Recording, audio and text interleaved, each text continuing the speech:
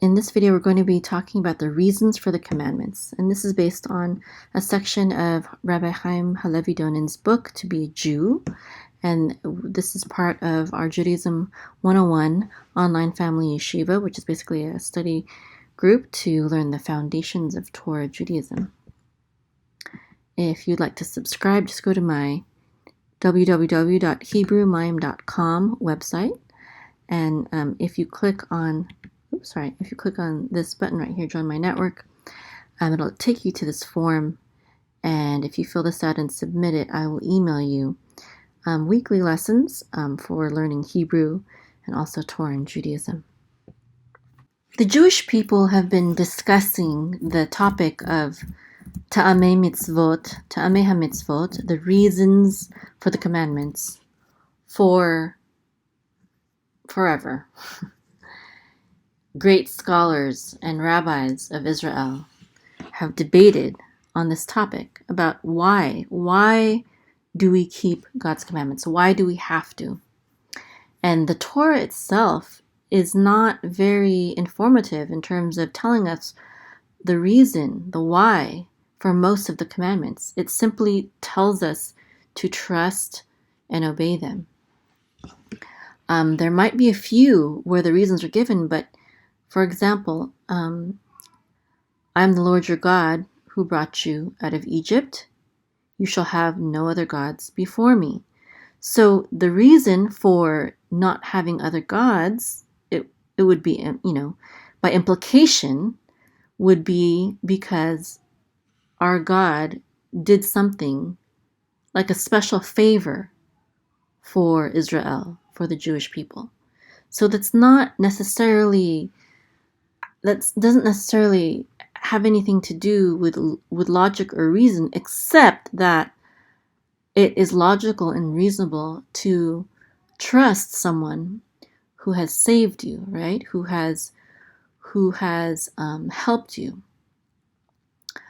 But the fact that that event happened so many years ago, sometimes it's hard to understand, and think about if that is really enough. I believe it really does take faith, this faith and trust in the unknown and the unseen to understand that kind of reason, because he brought us out of Egypt. That's why we should have no other gods before him. So the only reason that a Jew, an observant Jew, a devout Jew, really needs for the observance of any of the commandments is because we know that it is what our God has required of us. There's really no other reason.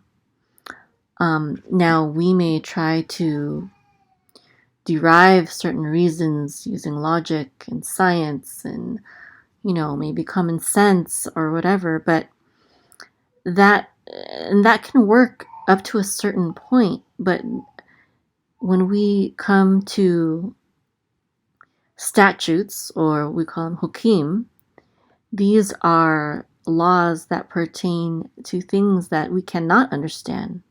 And in Judaism, it's understood that we cannot understand these things. I mean, some people think that we can, but for the most part, it's understood that we're just trying to understand. We don't know if we really do understand it. And if we think we do, it's not because, God has confirmed, oh yes, that's the right reason. No, it's only because we are, trying to figure that out for ourselves. There's not necessarily confirmation from above, regarding whether we're wrong or right, as to the reasons why we keep certain commandments. Now, for example, we have, the issue of kashrut. And when it comes to kashrut, the kosher laws, some people try to use science to justify, why we should abstain from eating unclean meat or different things like that. And that might work for some people, but the problem is, what if science changes, and science always does. The scientific opinion is always evolving. There's new information coming. And so, as Jews, if it is our religion, we really can't depend on science to tell us why we should keep the commandments, because science, even though it's called science, it's fluid. It's just as fluid as history. It's just as changing as,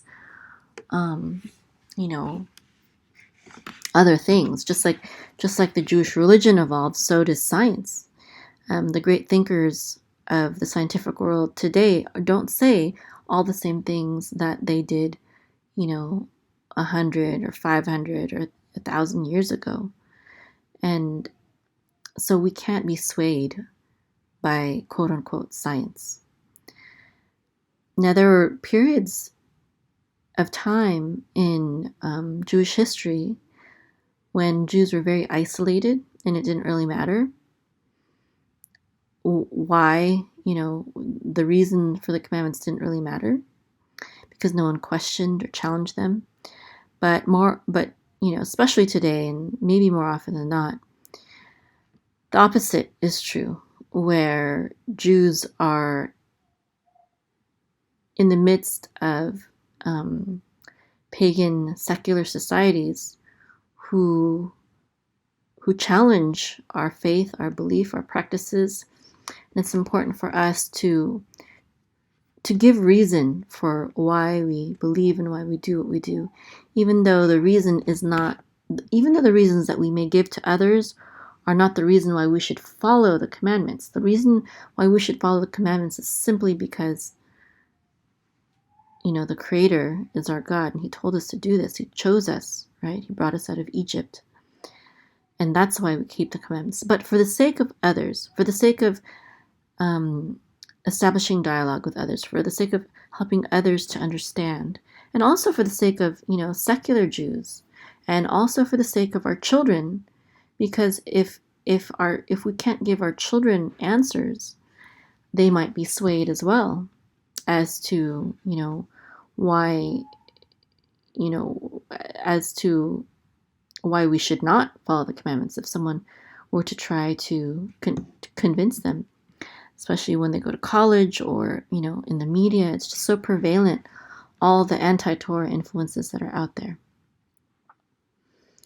So it's important to be able to have reasons for why we do what we do, even though ultimately we do what we do not because of the reasons that we come up with ourselves, but simply because we believe in faith that God has given us those commandments. So there are some commandments, of course, that make a lot of sense. Those that deal with acts of kindness and justice, and you don't really need to elaborate a lot. And actually, many people can come up with similar ideas just by thinking about the matter, So I've heard this being classified before as the moral laws. So the moral laws of the Torah are things that can be derived from reason. And these are things which can be easily understood by the world, whether or not they even believe in the Bible or not. So things such as don't steal, don't murder, don't commit adultery, be kind to others, love your neighbor as yourself, things like that. And then there are other things, of course, which are not obvious at all. Even when it comes to Shabbat, although it might make sense that everyone needs a day off to rest, well, why the seventh day? Why that specific day in particular? And what does rest mean? Judaism has a very specific definition of what this kind of rest looks like, but why? So some, although they might be understandable in general, because of the details to which we follow these commandments, then it becomes, again, just an issue of just faith and trust and obedience in our Creator and our Deliverer. So,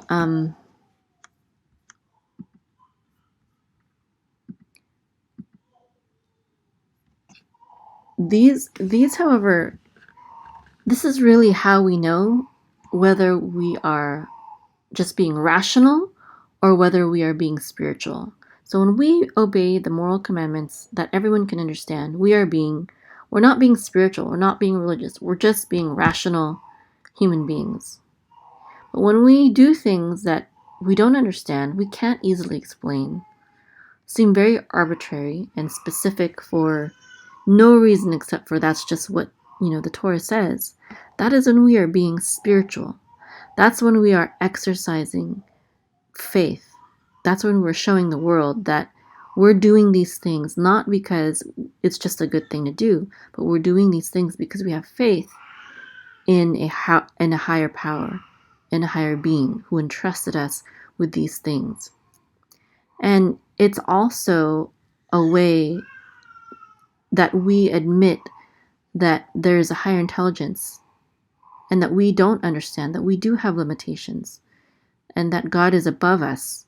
And even though we don't understand, we trust Him, we trust His word.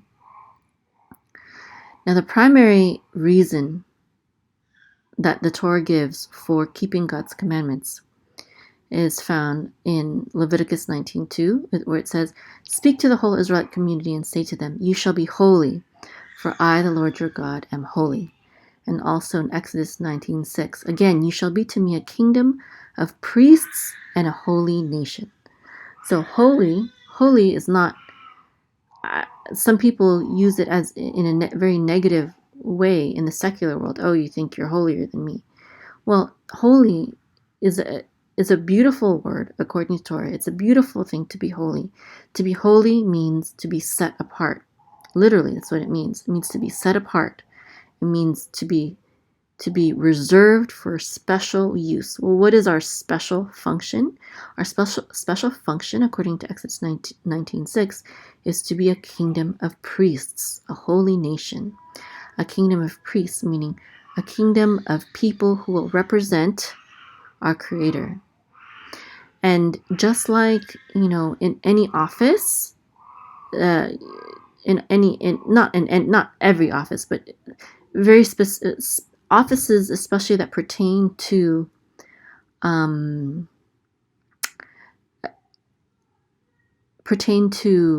authority, such as police or maybe doctors, something like that. They have special uniforms, right? And so that we have a dress code. We are to dress modest because our God, our Creator, wants us to be people of the inward spirit, not of the outward, right?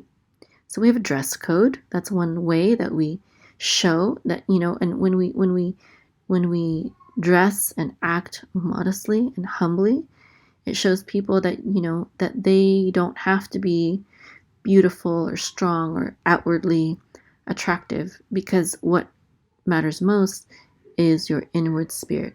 And that's important. I believe that's a very important trait, a very important message to give. And also there are special duties and special responsibilities. There's certain things that a policeman can't do. There's even certain things that, a lawyer, let's say, can't do, or a doctor can't do. They might have to get special kind of insurance, or they might be able to do certain things while in uniform, but not when they are out of uniform, for example, right? And so that's akin to the laws that we have as Jews, as Israel. We have a special duty, so we cannot do the things that other people do. We have a special calling. And sometimes, I like to think of it as, even if we don't understand why we do it, the fact that it's different from what everyone else does, it helps people to easily understand what we're about. You don't have to if all I say is, I can't, if all I say to my client is, I can't work on Saturday because I'm Jewish and I keep Shabbat, I'm saying just a very small, simple thing, but a lot of people know that that stands for so much more, right? Oh, you're Jewish. Oh, you keep Shabbat. Oh, well, there's so much more implied there, right? It's implied that that you believe in the God of the Bible, that you probably also keep kashrut. It implies that you should be someone of honor and truth and justice, that you should care about the poor. It implies many things because the commandments, they are to be a package. We're not supposed to pick and choose. And when we obey dutifully and faithfully the whole gamut, the whole scope of the Torah, then we are fulfilling that picture of what Hashem intends us to portray to the world. So if we said that we kept Shabbat, but yet we were really terrible to our spouses, well, that would reflect not only on ourselves, but that also reflects on the Jewish people as a whole. So it's very important that when you bear that name, and that's what that commandment is about, thou shalt not take the name of the Lord your God in vain. It's actually thou shalt not do not carry his name in vain. So don't wear that as a label, as a symbol, if you don't intend to fully walk as you should as a Jew. That doesn't mean you're not a Jew. You still are a Jew, but certainly don't be, like there's a saying the rabbis sometimes say to yeshiva boys, if you're going to go and watch a bad movie, we don't want you to. You shouldn't. But if you're going to, at least take your kippah off so as to not misrepresent God when you do so. So I really like the in the book To Be a Jew, what Rabbi Chaim Donin Halevi says. He says, the purpose of holiness permeates all of Jewish religious law and encompasses every aspect of human concern and experience. We find that Judaism is concerned with, number 1, the sanctity of the person, number 2, the sanctity of time, and number 3, the sanctity of place. All of Jewish law can be defined in terms of one or another of these categories. So I thought that was a very interesting thought. So most religions have laws that deal with the sanctity of the person, right? So we have, for example, laws that have to do with sanctifying our character, telling us that we should be kind and nice and fair and thoughtful of our neighbors. And then we also have laws regarding sexual purity, right? Those also have to do with sanctity of people. And we also have laws to do with what we eat. And there are other religions that have those kinds of laws. That is not unique to Judaism, even though the specifics might be. But number 2, the sanctity of time. I think this is very unique to Judaism. Other religions have sacred holy days, but not in the same way as Judaism does, where you have to devote, for example, on Shabbat, the whole 24-hour period to acts that have to do with worshiping God and getting closer to God, and abstaining from activities that have to do with labor and building and creating and whatnot. So I see in other religions that they do honor certain times, but there isn't really a sanctity of them. They don't separate it. They have to do religious things, but they can also do secular things during those times. So I don't, and we have those kinds of, holy days too, but we also have these very sacred holy days where you're not supposed to do other things besides the sacred. And that's very It's very special, and it's a very beautiful way. And this is another one of those set of commandments that don't necessarily have a lot of rationale behind it, except for if you believe in the Creator. Outside of faith in the Creator, these special times of worship really don't make that much sense. Well, I mean, why do you have to do it on this day? What if your family just chooses to do it on another day? You know? Or why can't the Jewish people change it every year? You know, I mean, there's different ways to sanctify time, but I think no one quite does it as we do. And then, of course, we have the sanctity of place. Now, of course, the sanctity of place is also very unique to Judaism. I don't know of any other religion that, after thousands and thousands of years of being exiled repeatedly, over and over again, keeps their eyes and their focus on a specific place and believes that this place has an eternal significance in their lives. No one but the Jewish people that I know of.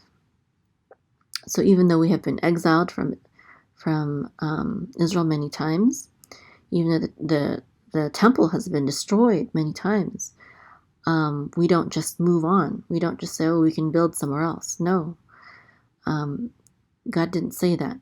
God said that we must do, there are many commandments that we can only do at the place where He puts His name. And, you know, the Bible tells us where He put His name. That's found in the dedication of the temple built by Solomon in the Bible. And then also, because, however, we don't have complete restoration of Israel and the temple right now, there's a lot of things that we have symbolically kept in remembrance through ceremonies in our home, such as the Shabbat table. The Shabbat table is like our altar. The challah is like a sacrifice. We are like the priests, and when we partake of our meals, you know, we bless the Lord, and before as well as after. And that's another way of sanctifying and remembering that we should sanctify places as well as times and as well as ourselves. Very unique to Judaism. I'd just like to remind you to visit my website, www.hebrewmime.com. Click on the Join My Network button and subscribe so you can get the weekly videos for learning Hebrew, Torah, and Judaism. And also, as some of you may know, I have a web design development and digital marketing business. So if you go to www.coralin.com, you can subscribe to my digital marketing entrepreneurship club for anyone who's interested in starting an online business or marketing your current business online. Thank you so much.